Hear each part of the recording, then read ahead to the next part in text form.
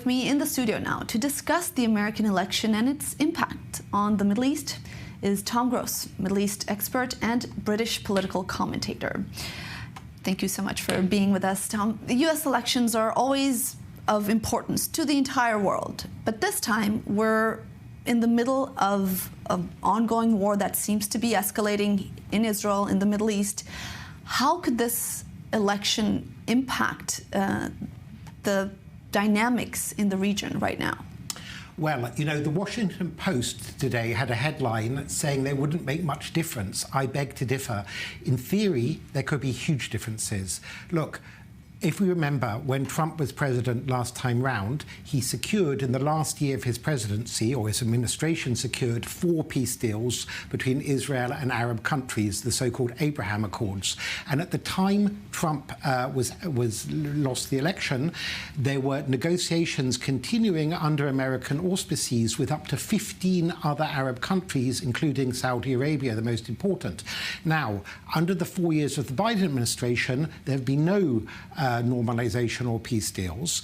Biden, however, a moderate Democrat, a Zionist in a way, a self-proclaimed Zionist, with decades of experience in the Senate on the Foreign Affairs Committee, was largely supportive of deals, but he still didn't manage to get any. Kamala Harris, on the other hand, is to the left of Biden. She's more progressive, as the phrase goes.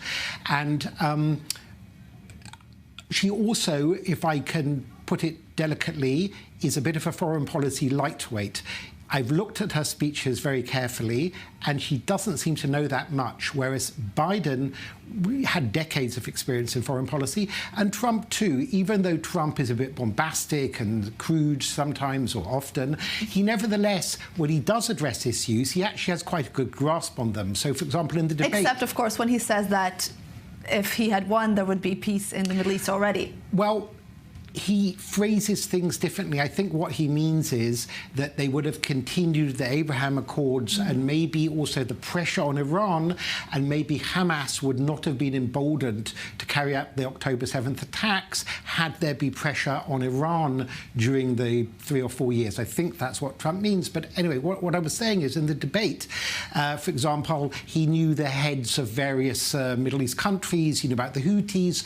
I don't think Kamala Harris had ever heard of the Houthis, which are, of course, the Yemenite proxy group, which have managed to kill someone here in Tel Aviv with a drone, so they're not nothing, and they didn't just pop up out of nowhere. They've been fighting against the Saudis. So that's one issue. But having said that, there is an isolationist wing to the Republican Party.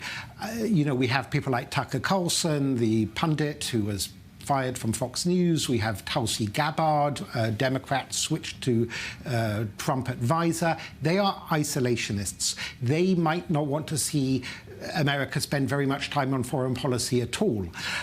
Nevertheless, the people being talked about as the likely foreign policy cabinet ministers for Trump, Defense Secretary, CIA, are people like Senator Tom Cotton, Senator Marco Rubio, Robert O'Brien. They are all firmly pro-Israel, and they're also firmly for continuing the Abraham Accords. The people being talked about as Kamala Harris's potential Secretary of State and Defense and so on, other than William Burns, who's Biden's secretary, head of the CIA, they are pretty progressive. You have Chris Murphy, who's been criticizing Israel throughout the war and so on. So I think there'll be a contrast. All right, certainly we will be looking and covering it for our viewers. Thank you very much for your analysis and input, Tom Gross.